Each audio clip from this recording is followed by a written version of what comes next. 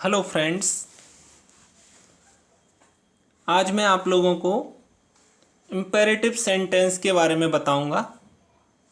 इसलिए मेरे इस वीडियो को शुरू से लेकर लास्ट तक देखते रहें और समझने की पूरी कोशिश करें। मैं आपको समझाने का पूरा प्रयास करूंगा।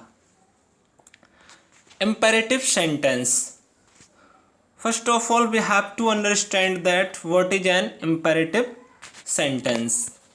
एक इम्पेरेटिव सेंटेंस होता क्या है? तो as you are watching its definition on the screen, an imperative sentence expresses order, command, request, advice, proposal और सजेशन। मतलब एक इम्पेरेटिव जो सेंटेंस होता है वो जैसे ऑर्डर आदेश, कमांड ये भी आदेश होता है, रिक्वेस्ट किसी से निवेदन, एडवाइस सलाह देना, प्रपोजल कोई प्रस्ताव रखना, सजेशन कोई सुझाव देना।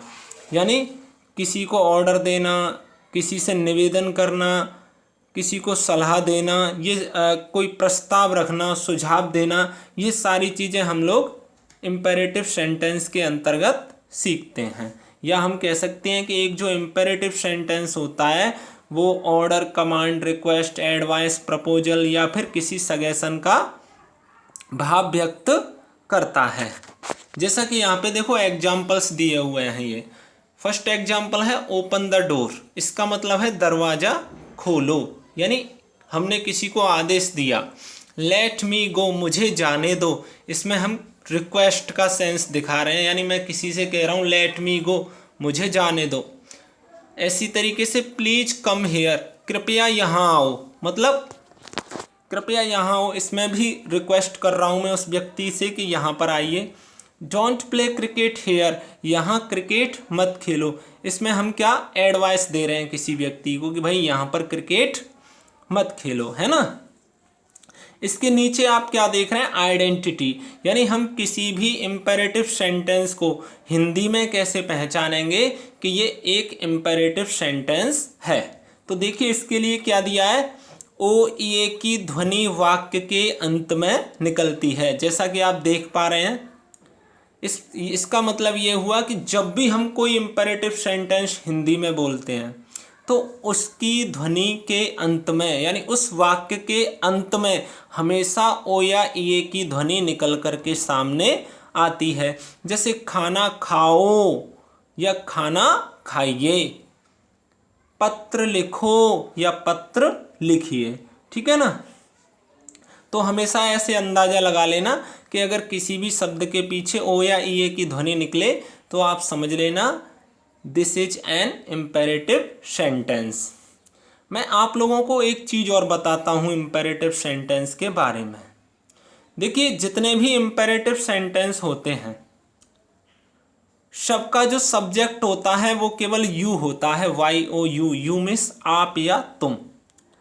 लेकिन ये छुपा रहता है, इसको न तो हम बोलते हैं और ना ही लिखते हैं, लेकिन सब्जेक्ट इन सब का यू होता है। जैसे अभी एग्जाम्पल दिया ओपन द डोर, दरवाज़ा खोलो, तो इसका मतलब है आप दरवाज़ा खोलो, यू ओपन द डोर। लेकिन यू को न तो लिखते हैं ना हिंदी में आप बोलते हैं, ठीक है ना।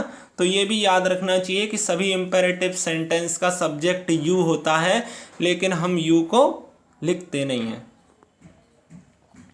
हेल्पिंग वर्ब, एक जो इम्पेरेटिव सेंटेंस होता है उसकी हेल्पिंग वर्ब होती है डू। क्या होती है? Do. Main verb, first form of verb. Main verb का मतलब है जब भी हम इम्पेरेटिव सेंटेंस का ट्रांसलेशन बनाते हैं तो हमें इसमें वर्ब की फर्स्ट फॉर्म यूज करनी होती है। देखो जो मैं पहले बता चुका हूँ, नोट में दिया, subject you is hidden in all imperative sentence, it is never written. Subject you होता है ना इम्पेरेटिव सेंटेंस का, ये छुपा रहता है, इसे कभी लिखा नहीं जाता, ठीक है ना।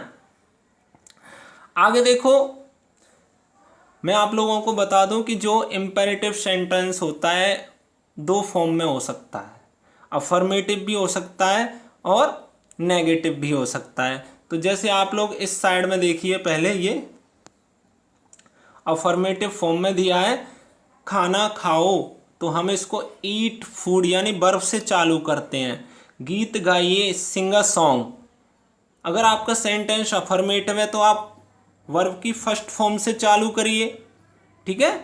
और अगर आपका सेंटेंस नेगेटिव है, कैसा है, नेगेटिव, तो आपको क्या करना है, खाना मत खाओ, डू नॉट ईट फूड।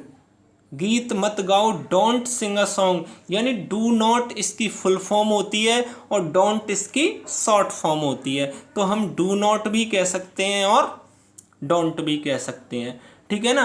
अगर आप किसी से निवेदन करते हैं, कृपया बोलते हैं, तो आप इस तरीके से भी कह सकते हैं, प्लीज कम हेयर, कृपया यहाँ पर आइए।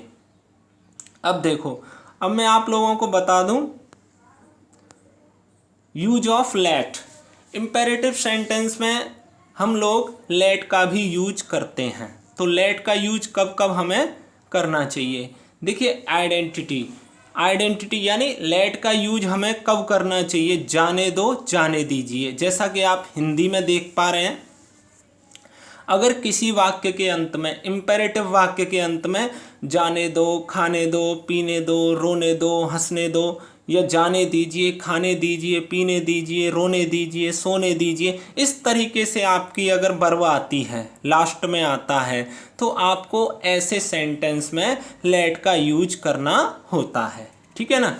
जैसे ये पहला सेंटेंस दिया है, मुझे घर जाने दो, तो इसका मतलब let me go to house, मुझे घर जाने दो, मैं रिक्वेस्ट कर रहा हूँ किसी से। इसी तरीके से उसे धूप में मत खेलने दो, don't let him play in the sun, यानी इसमें एडवाइस का सेंस निकल के आ रहा है, उसे धूप में मत खेलने दो। इसमें भी अगर नेगेटिव होता है तो हम डोंट लेट से पहले लगा देते हैं। अब देखिए, एक और मैं आपको नया यूज बता रहा हूँ, let us. Use of let us, ये बहुत ही अच्छा यूज होता है इसका, अक्सर करके हमारे स्पीकिंग में बहुत ज़्यादा यूज होता है इसका, ठीक है ना। तो लेट अस का यूज हम कौन से सेंटेंस में करते हैं, मैं आप लोगों को बता दूं कि अभी हमने इम्परेटिव की डेफिनेशन पढ़ी थी और उसमें आया था प्रपोजल एंड सजेशन, मतलब प्रस्ताव या सुझाव। तो जहाँ प्रस्ताव या सुझाव, प्रपोजल और सजेशन, ये चीज़ें जहाँ पर आती हैं वहाँ पर हमें लेटस का यूज करना होता है। जैसे पहले सेंटेंस में कहा जा रहा है चलो घर चलें, ये एक व्यक्ति से नहीं कहा जाता, ये हम लोग अपने आप से कहते हैं। जैसे मैं हूँ, मेरे साथ में और भी बहुत सारे लोग हैं, तो मैं उनसे कह रहा हूँ चलो घर चलें भाई, है ना। तो सब लोगों के लिए कहते हैं ना, तो इसलिए इसमें अस का यूज हमें लेट के बाद करना होता है, लेट्स गो होम, है ना। चलो क्रिकेट खेलें, ये भी मैंने अपने आप से नहीं कहा है, हम सब लोगों से कहा है, तो लेट्स प्ले क्रिकेट। तो इस तरीके से हमें याद रखना चाहिए कि जब भी कोई सजेशन देते हैं, कोई प्रस्ताव हम लोग रखते हैं, तो वहाँ पर हमें लेटस का यूज करना होता है, ठीक है ना। तो मैंने ये आपको सभी जानकारी इम्पेरेटिव के बारे में दी, ठीक है ना। और उम्मीद करता हूँ आप लोगों को मेरा ये वीडियो पसंद आया होगा, ठीक है ना, अच्छा लगा होगा।